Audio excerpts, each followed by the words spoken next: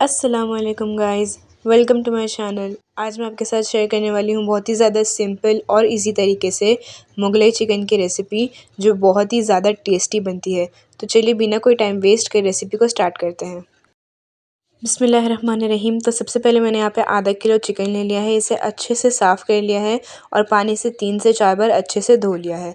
अब हम चिकन का मैरिनेशन तैयार कर लेते हैं। सबसे पहले हम इसमें ऐड कर देंगे नमक अपने टेस्ट के हिसाब से, हाफ़ टी स्पून काली मिरी का पाउडर, हाफ़ टी स्पून हल्दी पाउडर, 1 टीस्पून लाल मिर्च का पाउडर और 2 टेबलस्पून दही। अब हम सब चीज़ों को अच्छे से मिक्स कर लेंगे।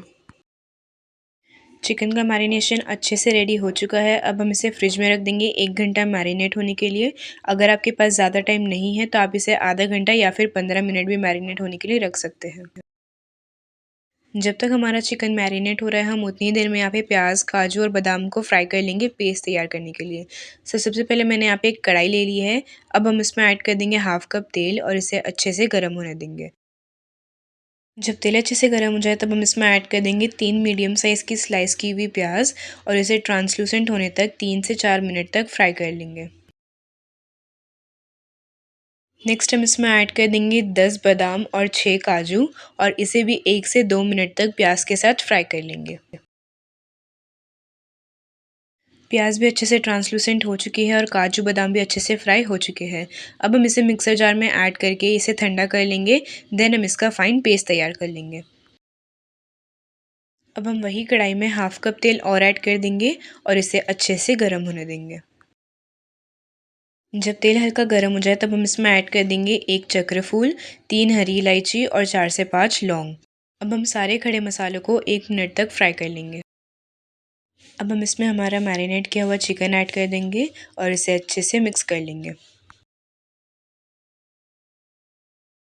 नेक्स्ट हम इसमें ऐड कर देंगे 2 टेबलस्पून अदरक लहसुन का पेस्ट और इसे भी अच्छे से मिक्स कर लेंगे। अब हम इसमें ऐड कर देंगे हमारा प्रिपेयर किया हुआ काजू बादाम और प्याज का पेस्ट और अच्छे से मिक्स कर लेंगे। अब हम चिकन को कवर करके 6 से 7 मिनट तक लो फ्लेम पे कुक होने के लिए रख देंगे। 7 मिनट होने के बाद हम चिकन को चेक कर लेंगे और यहाँ पे आप देख सकते हैं चिकन का सारा तेल अच्छे से सेपरेट हो चुका है और चिकन भी ऑलमोस्ट कुक हो चुका है। अब हम इसमें सारे सूखे मसाले ऐड कर देंगे। सबसे पहले हम इसमें ऐड कर देंगे 1 टीस्पून धनिया पाउडर, देन हम इसमें ऐड कर देंगे 1 टीस्पून लाल मिर्च का पाउडर। अब हम इसे अच्छे से मिक्स कर लेंगे। अब हम चिकन को वापस से कवर करके 5 मिनट तक लो फ्लेम पे रख देंगे ताकि हमारा पूरा चिकन अच्छे से कुक हो जाए। 5 मिनट होने के बाद हम चिकन को चेक कर लेंगे और यहाँ पे आप देख सकते हैं हमारा चिकन कितने अच्छे से कुक हुआ है और चिकन का सारा तेल अच्छे से सेपरेट हो चुका है।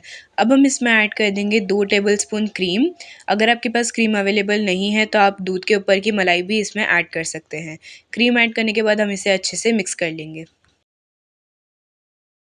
अब हम इसमें ऐड कर देंगे बॉईल किया हुआ अंडा ग्रेट करके ताकि इसका टेक्सचर अच्छा आए। लेकिन अगर आप अंडा प्रेफर नहीं करते हैं तो आप इसे टोटली स्किप कर सकते हैं और अंडे की जगह आप यूज़ कर सकते हैं चीज़ ग्रेट करके।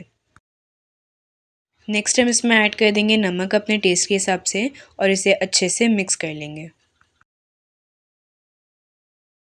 यहाँ पे हमारा मुगलई चिकन रेडी हो चुका है। तो चलिए अब हम इसे सर्व कर लेते हैं।